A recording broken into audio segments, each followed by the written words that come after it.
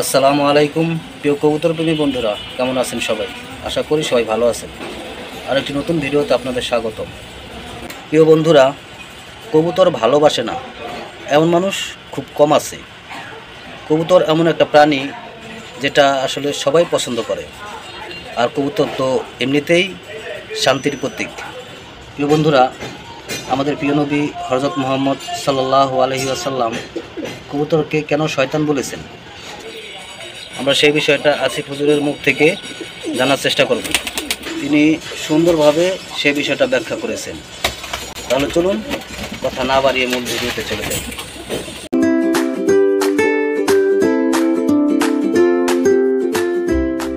আপনার কবুতর ছিলেন? কবুতরকে রাসূল বলেছেন শয়তান।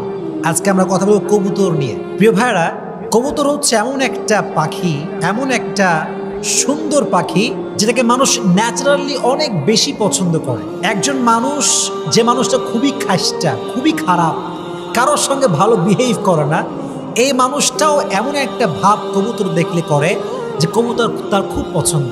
কবুতর আমরা এত পছন্দ করি, কিন্তু কবুতরকে রাসূল বলেছেন শয়তান। রাসূল বলেছে কি? শয়তান। আপনি অবাক হবেন, হায় রে, কবুতর এত পছন্দের আমাদের পাখি, রাসূল কবুতরকে শয়তান কেন বলেছেন? হাদিসে আছে রাসূল বলেছেন কবুতর হচ্ছে শয়তান। এর একটা ব্যাখ্যা আছে। রাসূল একবার এসে দেখলেন যে একজন ব্যক্তি কবুতর দেখে ছুটতেছে, মানে কবুতর যায় যেদিকে সেও যায় সেই দিকে। রাসূল বললেন যে সে একজন শয়তান আর ছুটছে আর একজন শয়তানের পেছনে। ইয়াতবাউ শাইতানুন শাইতানা, একজন শয়তান আর একজন শয়তানকে অনুসরণ করছে। সাহাবা একরাম এটার ব্যাখ্যা দিয়েছেন এরকম, বা এটার ব্যাখ্যা এসেছে এরকম যে শয়তান দ্বারা উদ্দেশ্য কি ছিল। এটার উদ্দেশ্য হচ্ছে এরকম, যেহেতু কবুতর ওই মানুষটাকে অহেতুক কাজে লিপ্ত করে দিয়েছে এবং আল্লাহর জিকির থেকে গাফেল করে দিয়েছে, সে এতটা কবুতর নিয়ে ব্যস্ত হয়ে গিয়েছে, নামাজ কালামের কোনো খবর নাই, কোরআন তেলাওয়াতের কোনো খবর নাই।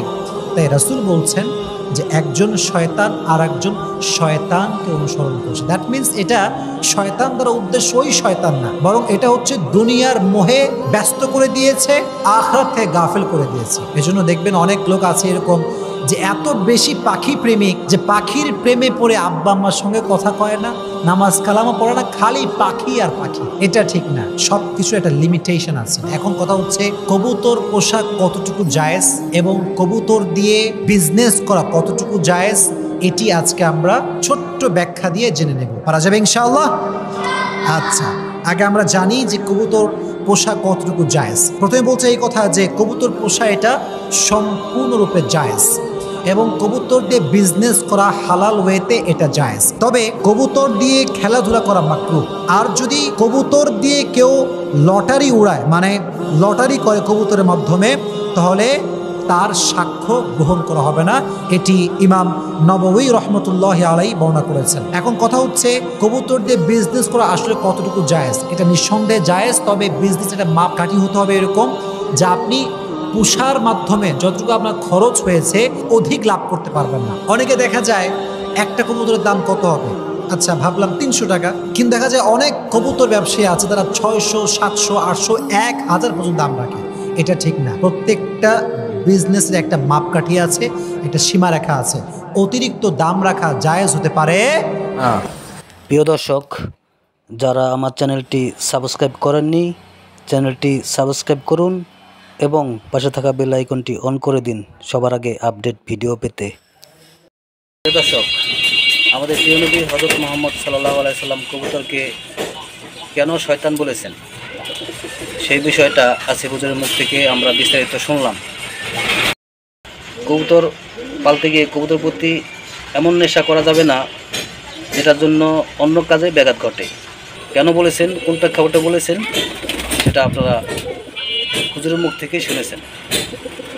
প্রিয় দর্শক, আজ এ পর্যন্তই। আবার নতুন ভিডিও নিয়ে আপনাদের সামনে চলে আসব। সেই পর্যন্ত আপনারা ভালো থাকবেন, নিরাপদে থাকবেন, এই প্রত্যাশায় ভিডিওটি এখানে শেষ করব। আসসালামু আলাইকুম ওয়া রাহমাতুল্লাহি ওয়া বারাকাতুহু।